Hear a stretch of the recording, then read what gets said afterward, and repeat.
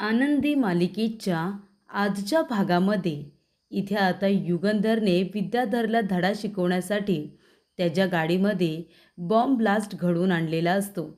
पण त्याच्यामध्ये विद्याधर हा जखमी झालेला असतो आणि युगंधरला त्या गुन्ह्याची शिक्षा देण्यासाठी विद्याधर आपल्याबरोबर पोलिसांना घेऊन आलेला असतो युगंधरला अरेस्ट करण्यासाठी. पण युगंधर एकच प्रश्न विचारतो की मी तुझ्या गाडीचा बॉम्ब ब्लास्ट घडवून आणलाय, याचा तुझ्याकडे काही पुरावा आहे का? विद्याधरकडे कुठलाही पुरावा नसल्यामुळे युगंधर त्याला म्हणतो, आमच्या विरोधात तुझ्याकडे एकसुद्धा पुरावा नसताना आमच्यावरती युगंधर निंबाळकरवरती चिखलफेक करायची नाही, बिनबुडाचे आरोप करायचे नाही, कळलं का? तेव्हा इथे विद्याधर म्हणत असतो, हां ठीक आहे ना मग. एक गोष्ट तू सुद्धा लक्षात ठेव युगंधर निंबाळकर, आता ह्या केसचा पूर्ण कोळसा होईपर्यंत या केसची इन्व्हेस्टिगेशन करायला सांगतो. पोलिसांना तुझ्या विरोधामध्ये पुरावे गोळा करायला सांगतो आणि मग तुला या गुन्ह्याची शिक्षा देतो, कळलं तुला? इन्स्पेक्टर साहेब, तुम्ही फक्त इथे बघत उभे राहू नका, या केसची पूर्ण इन्व्हेस्टिगेशन करा. हे संपूर्ण युगंधर निंबाळकरनेच केले, त्या दृष्टिकोनातून तुम्ही तुमचा शोध सुरू करा आणि लवकरात लवकर पुरावे गोळा करून युगंधर निंबाळकरला त्याच्या गुन्ह्याची शिक्षा देत त्याला जेलमध्ये टाका, कळलं तुम्हाला? तेव्हा इन्स्पेक्टर साहेब म्हणतात की ठीक आहे, आम्ही लगेचच इन्व्हेस्टिगेशन सुरू करतो, ते सुद्धा आत्तापासूनच. आणि तेव्हा इथे इन्स्पेक्टर साहेब आता शोध काढायला गेलेले असतात. तेव्हा विद्याधर म्हणत असतो, आणि तुम्ही बी सगळेजण कान उघडे ठेवून ऐका, आता ह्या युगंधर निंबाळकराची उलटी गिनती सुरू झालेली आहे. आता मी याला सोडणार नाही. माझ्या गाडीचा बॉम्ब ब्लास्ट केला, माझा जीव घेण्याचा प्रयत्न केला याला मी सहजासहजी सोडणार नाही आहे. लवकरच तुम्हाला युगंधर निंबाळकर आहे ना जेलमध्ये दिसणार आहे, जेलमध्ये, असं इथे विद्याधर म्हणतो. तेव्हा युगंधर म्हणत असतो, अरे बाबा, जी माणसं असतात ना ज्यांना खरोखर जिंकण्याची सवय असते, ते लढाईच्या आधीच निष्कर्ष काढत नाही, कोण हरेल आणि कोण जिंकेल ते. तेव्हा तू सुद्धा निष्कर्ष काढू नकोस, कारण या जन्मात तरी युगंधर निंबाळकराच्या समोर तू काही जिंकणार नाहीच आहेस, असं इथे युगंधर विद्याधरला म्हणतो. आणि तेव्हा प्रेक्षकांनो, युगंधर आता रागानेच तिथून निघतो.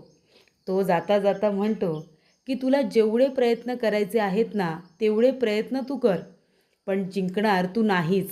हाती तुझ्या काही लागणार नाही, कारण मी काहीच केलेलं नाही आहे, असं आता युगंधर म्हणत असतो. आणि त्यानंतर रागारागानेच तिथून निघतो आणि म्हणतो, शिर्के चला, आपल्याला कामाबद्दल बोलायचं आहे. आणि तो आपल्या बेडरूममध्ये निघून येतो. तेव्हा त्याच्या मागे मागे शिल्पासुद्धा त्या ठिकाणी आलेली असते. आणि तेव्हा इथे विद्याधरला आठवत असतं कशा पद्धतीने त्याने गाडीचा दरवाजा उघडताच क्षणी बॉम्बस्फोट झाला आणि त्याच्यामध्ये तो जखमी झाला. या सगळ्या गोष्टी त्याला आता आठवतात. तेव्हा इथे शिल्पा म्हणत असते, युगंधर, अरे हे काय आहे? अरे तुझा सख्खा भाऊ आहे ना विद्याधर, तू तुझ्या सख्ख्या भावाच्या जीवावरती उठलास. ह्या बॉम्बस्फोटमध्ये विद्याधरला काही झालं असतं तर तुला कळतंय का काय झालं असतं? तुला जेलमध्ये जावं लागलं असतं.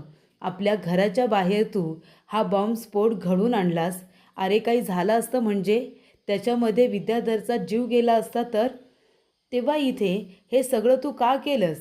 तुझ्या मनामध्ये तुझ्या भावाबद्दल इतका राग, इतका तिरस्कार की तू त्याच्या जीवावरती उठलास, ते सुद्धा अशा पद्धतीने. युगंधर, तुला कळतंय का याचे परिणाम काय होतील? अरे जर पोलिसांना तुझ्या विरोधात एक जरी पुरावा सापडला ना तरीसुद्धा तुला जेलमध्ये जावं लागेल. तेव्हा युगंधर म्हणतो की युगंधर निंबाळकरांना जेलमध्ये पाठवण्याची अजूनसुद्धा कुणाची हिंमत झालेली नाही आहे आणि ना ती कधी होणार.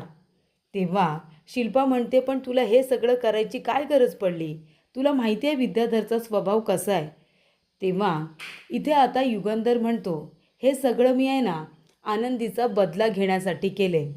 त्याने काय केलं? काय चूक होती त्या आनंदीची? बिचारी मासूम मुलगी, त्याने किचनमध्ये इथे आता कुकरचा ब्लास्ट घडवून आणला आनंदीला इजा पोचावी म्हणूनच ना. कुकरचा ब्लास्ट घडून आणला. ती गोष्ट मला कळणार नाही असं वाटलं का विद्याधरला? त्या मुलीची काही चूक नसताना विद्याधर तिच्या जीवावरती उठला. आधीसुद्धा विद्याधरने त्या मुलीला मानसिक त्रास देण्याचा प्रचंड प्रयत्न केला होता. तरीसुद्धा तिने सगळं सहन केलं ना. पण आता तर त्याने लिमिटच क्रॉस केली. तो आनंदीच्या जीवावरती उठला. कुकर ब्लास्ट घडून आणला त्याने. आणि म्हणूनच त्याला मी त्याची लायकी दाखवून दिली. त्याला मी दाखवून दिलं की जेव्हा तसाच अपघात स्वतःवरती होतो ना, तेव्हा कसं वाटतं ते. माझं चुकलंच, पण आता मला एका गोष्टीचं खूपच जास्त वाईट वाटतंय, ते म्हणजे की मी हा छोटासा अपघात का घडून आणला. जर मोठा बॉम्बस्फोट घडून आणला असता ना, तर कदाचित त्याच्यामध्ये विद्याधरचा जीव गेला असता. डोक्याचा तापच निघून गेला असता, नाही का? माझं चुकलंच, नाही का शिर्के? आपण मोठा ब्लास्ट घडून आणला असता ना, तर जास्त बरं झालं असतं. आता त्या विद्याधरने आनंदीच्या वाट्याला जाण्याआधी आहे ना, 100 वेळा विचार करायला हवा. तेच त्याच्यासाठी आणि त्याच्या भल्यासाठी चांगलं असेल. तेव्हा इथे विद्याधरला आता मी समजावते. शिल्पा म्हणते की मी जाते आणि विद्याधरला समजावून सांगते की तू FIR मागे घे म्हणून. नाहीतर पोलिसांना तुझ्या विरोधात काही पुरावा सापडला तर तुला अरेस्ट करतील. तेव्हा युगंधर म्हणतो त्याची गरज नाही आहे ताई. विद्याधरला काहीही समजवायची गरज नाही आहे.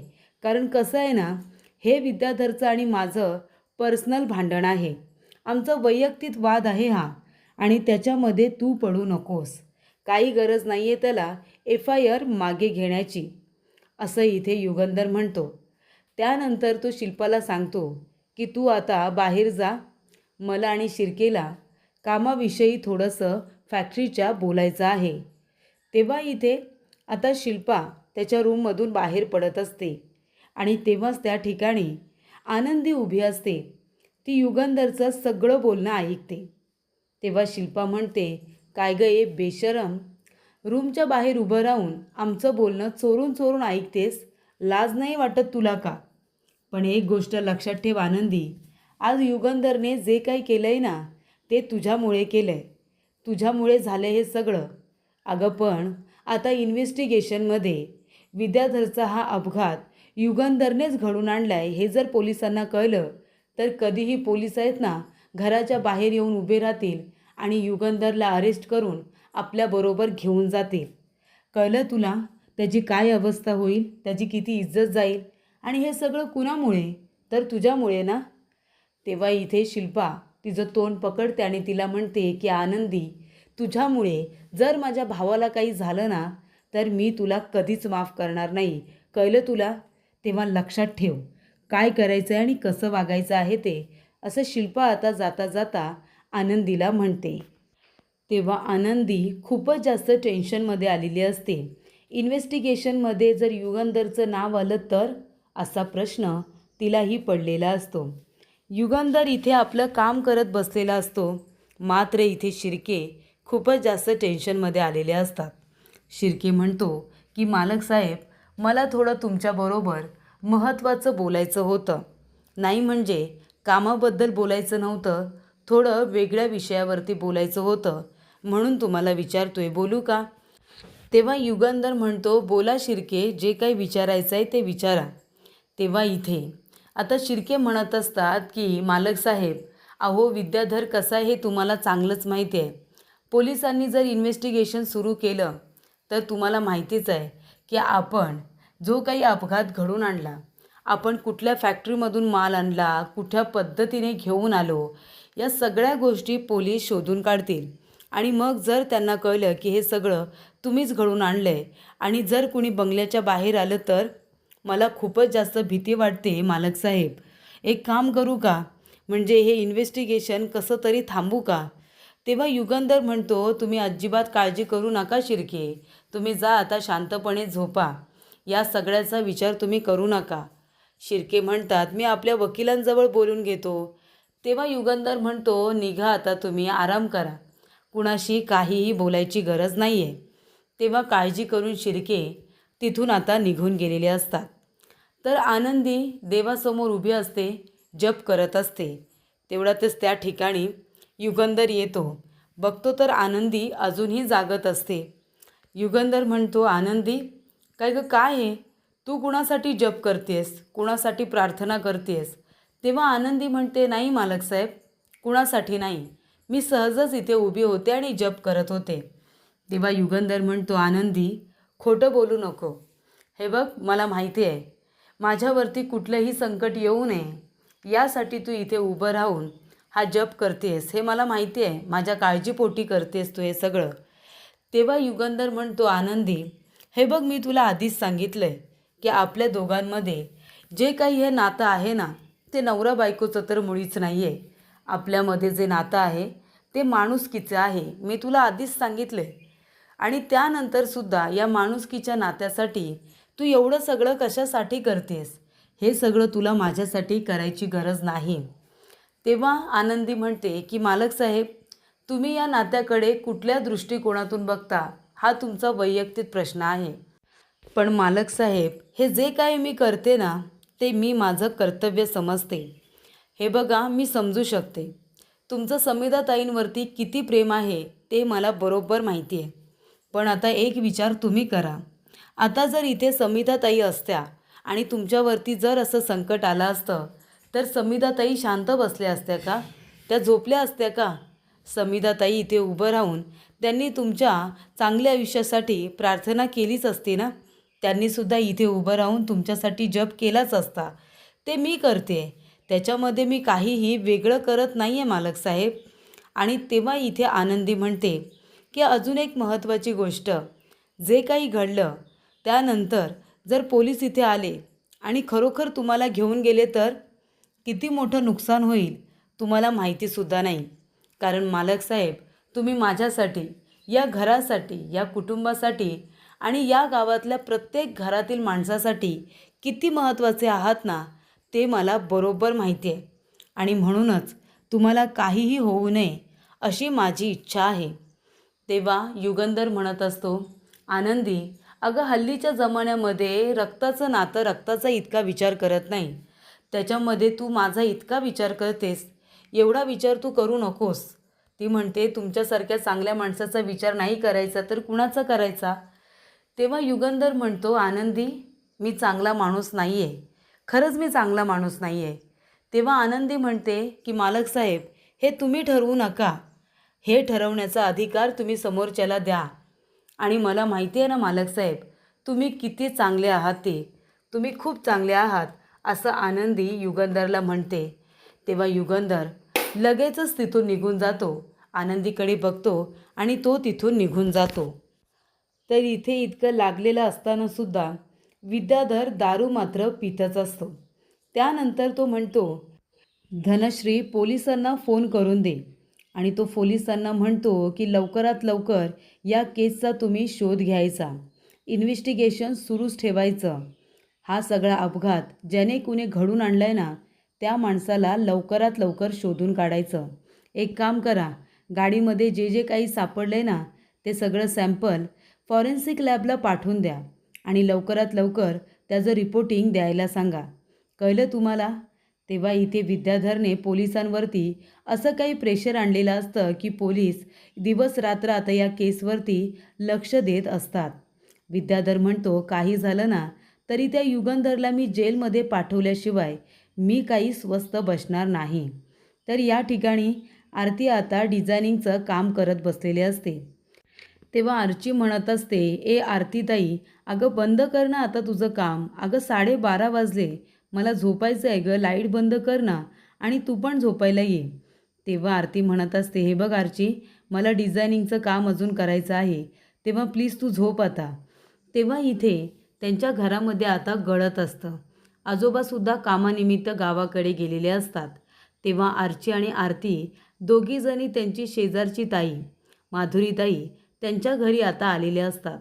तिने तिच्या घराची चावी त्यांना दिलेली असते. तेव्हा त्या दोघीजणी तिथे आलेल्या असतात आणि आरती डिझायनिंगचं काम करत असते. तेवढ्यातच पृथ्वीचा तिला फोन येतो. तेव्हा ती हळूहळू फोनवरती बोलत असते, कारण रात्र झालेली असते. तेव्हा पृथ्वी विचारतो की कुठपर्यंत काम आलं डिझायनिंगचं? जे काही काम झालं आहे ते मला आत्ताच्या आता पाठवून दे बरं. तेव्हा इथे आरची तिच्या हातातून फोन घेते आणि म्हणते, काय गं आरतीताई, एवढ्या रात्री कुणाबरोबर हळूहळू बोलतेस गं? माझे दुसरे जिजू आहेत का? बघू बरं कुणाशी बोलतेस? तुझा बॉयफ्रेंड आहे की काय? तेव्हा आरती म्हणते, मूर्ख, बॉयफ्रेंड काय बोलतेस त्याला? त्यानंतर आरची म्हणते, हॅलो, कोण बोलताय तुम्ही? माझ्या ताईचे बॉयफ्रेंड एवढा रात्री कशाला फोन केला आहे? तिला झोपायला नको का? तेव्हा पृथ्वी म्हणतो, अगं काय बोलतेस तू? मी तुझ्या ताईचा बॉयफ्रेंड वगैरे नाही आहे, कळलं ना? मी पृथ्वी बोलतोय, पृथ्वी निंबाळकर. तेव्हा आरची म्हणते, अरे छोटे मालक साहेब, तुम्ही बोलताय का? सॉरी सॉरी हां. तो म्हणतो, तुम्ही काय सगळ्या बहिणी डोक्यावरती पडल्या आहेत का? कळत नाही तुम्हाला कसं बोलायचं ते? दे तुझ्या बहिणीकडं फोन, मला डिझायनिंगबद्दल बोलायचं आहे. आणि तुझी बहीण या पृथ्वी तलावरची शेवटची मुलगी असेल ना, तरीसुद्धा मी तिला डेट करणार नाही, कळलं तुला? तेव्हा आरती म्हणते, आणि तुम्हीसुद्धा एक गोष्ट लक्षात ठेवा, तुम्हीसुद्धा पृथ्वी तलावरती असलेला शेवटचा मुलगा असाल ना, तरीसुद्धा मी तुम्हालासुद्धा डेट करणार नाही, तुम्हाला बॉयफ्रेंड बनवणार नाही, असं आरती आता म्हणते. आणि आरती आरचीला म्हणते, तू जास्त डोकं चालवत जाऊ नको हां, कुणाशी कसं बोलायचं तुला कळत नाही का? जा जाऊन झोप, मला पण माझं काम करू दे. आणि तिने पृथ्वीला सांगितलेलं असतं, डिझायनिंगचे जे काय अपडेट असतील ते मी तुम्हाला आता फॅक्टरीमध्ये आल्यावरच देईन, कळलं तुम्हाला? त्यानंतर प्रेक्षकांनो, इथे आता जो युगंधर आहे त्याला आठवत असतं, जे काही बोललेले असते आनंदी, ते सगळं त्याला आठवत असतं की तुम्ही किती चांगले आहात हे आम्हाला विचारा. तेव्हा युगंधर म्हणत असतो की आनंदी किती काय काय करते, माझं आणि मुलांचं नातं चांगलं व्हावं म्हणून प्रयत्न करते, माझ्यावरती कुठलेही संकट येऊ नये म्हणून प्रयत्न करते. माणुसकीच्या या नात्यामध्ये आनंदी 100% एफर्ट्स घेते, हे आता त्याला समजलेलं असतं. त्यानंतर इथे शिर्केचा फोन आलेला असतो. तो म्हणत असतो, मालक साहेब, अहो विद्याधरने पोलिसांवरती इतकं प्रेशर टाकलं आहे की पोलिसांनी आत्तापासूनच इन्व्हेस्टिगेशन सुरू केलं आहे आणि इतक्या बारीक सारीक गोष्टींचं इन्व्हेस्टिगेशन सुरू केलं आहे ना, तर हा अपघात आपणच घडून आणला आहे हे शोधून काढायला त्यांना वेळ लागणार नाही. पोलिसांना घराच्या बाहेर येऊन उभं राहायला वेळ लागणार नाही मालक साहेब. अहो मला माहिती आहे की तुम्हाला या गोष्टीला अजिबात घाबरायची गरज नाही आहे, पण तरीसुद्धा भीती वाटतेच ना हो.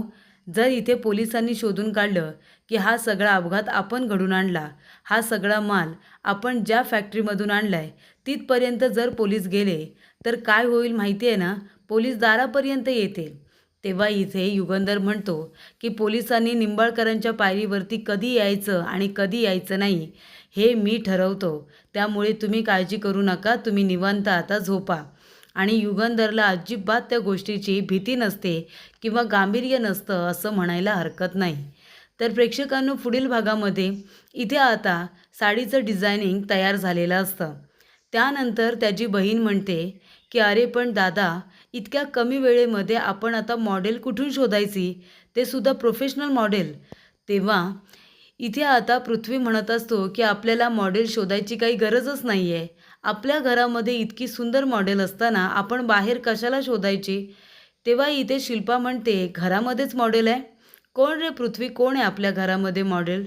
तेव्हा धनश्री म्हणते की ताई, अहो तुमच्याशिवाय पृथ्वी दुसरी कुणाची निवड करणार आहे का? त्याने तुमचीच निवड केली असेल मॉडेल म्हणून. तेव्हा शिल्पा म्हणते, हो गं मला माहिती आहे, पण मला आता त्याच्या तोंडून ऐकायचं आहे की त्याने मॉडेल म्हणून दुसरी कुणाची निवड केलेली आहे. तेव्हा इथे पृथ्वी म्हणत असतो की आपल्या घरामध्ये जी मॉडेल आहे ना, ती दुसरी तिसरी कुणी नसून आपली मॉडेल आहे, ती म्हणजे आनंदी. तेव्हा इथे पृथ्वीने शिल्पाला डावलून शिल्पाचं नाव न घेता आनंदीचं मॉडेल म्हणून नाव घेतलेलं असतं. तेव्हा इथे आनंदीला सुद्धा जणू काही धक्काच बसलेला असतो, कारण तिला त्याची काहीही पूर्वकल्पना नसते. आणि तेव्हा इथे शिल्पाला खूपच जास्त राग आलेला असतो आणि धनश्रीला सुद्धा, कारण त्यांना अजिबात अपेक्षित नसतं की इथे पृथ्वी आनंदीचं नाव घेईल म्हणून. पण शेवटीला पृथ्वीने मॉडेल म्हणून आनंदीचीच निवड केलेली असते, कारण त्याने ज्या पद्धतीची साडी आता डिझाईन केलेली असते ती आनंदीवरती खूपच जास्त छान दिसेल, आपल्याला दुसऱ्या मॉडेलची गरज नाही आहे असं पृथ्वीने सगळ्यांसमोर सांगितलेलं असतं. त्यामुळे इथे आता आनंदीला मॉडेल म्हणून निवड केल्यानंतर इथे शिल्पाला मात्र खूपच जास्त राग हा आलेला असतो.